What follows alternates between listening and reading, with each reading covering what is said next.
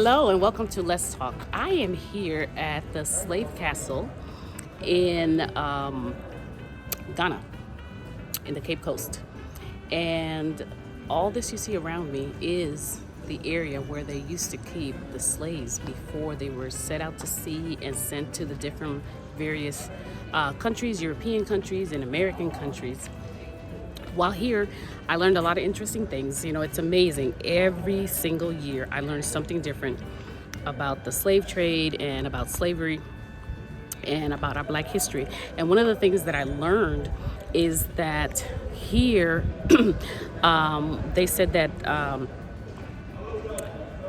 the conditions were horrible. Of course, we know that. But when I saw some of the dungeons where they kept the women, they would have these small dungeons and keep over 30 men. They had some for women. The women were also raped, of course. And what they would do is when they were raped, and if they found out they were pregnant before they sent them out to the boats, they would send them to a village where they can have the children, and then they would bring them back after they gave birth and put them on the boat.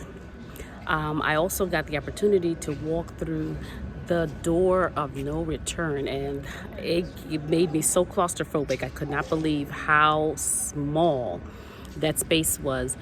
Going out to sea, I wish I could walk back there, but we actually have to be going around with a guide. But it was a teeny weeny little gate, and as you're going down and you're going through from dungeon to dungeon, you know, going towards where you actually go to the gate of no return, it gets smaller and smaller, and the openings are more narrow and lower.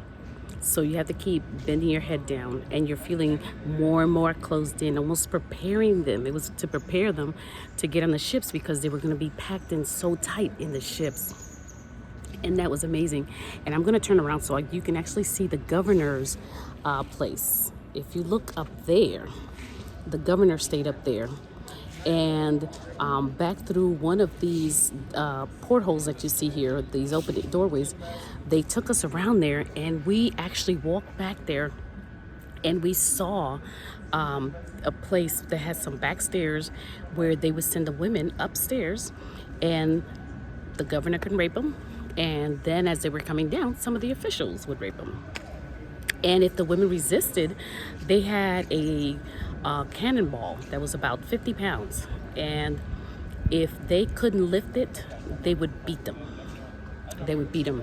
So this is unbelievable that, one, I am here and got the opportunity to see this, but the conditions here were just atrocious. It was just atrocious. I'm going to try to walk to one of these dungeons just so you can have an idea of what they look like on the inside and how they kept the men. The men were mostly downstairs, and the women were back in that area.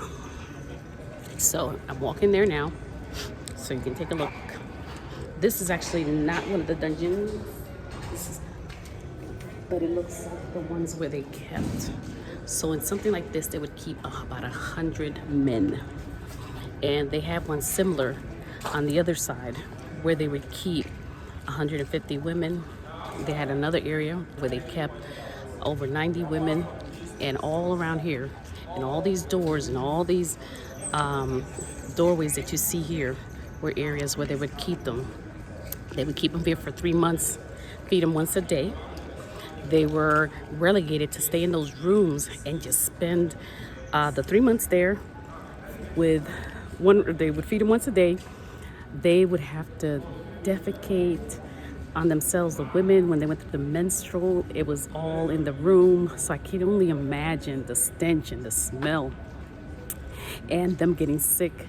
They said that they kept little containers at the corners so that they could use the bathroom, but they were so weak they couldn't make it.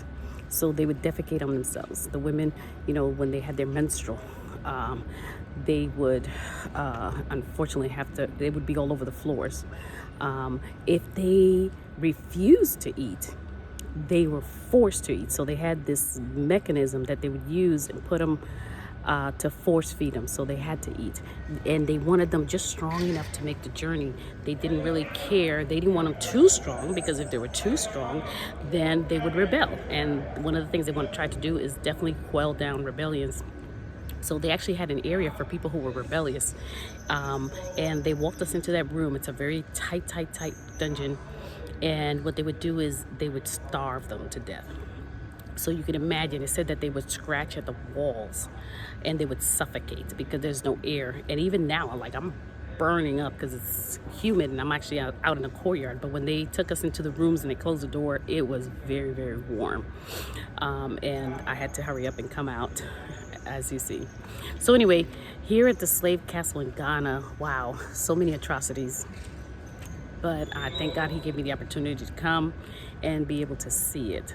So anyway, stay tuned for another episode of Let's Talk when I think I have one more to do in Ghana.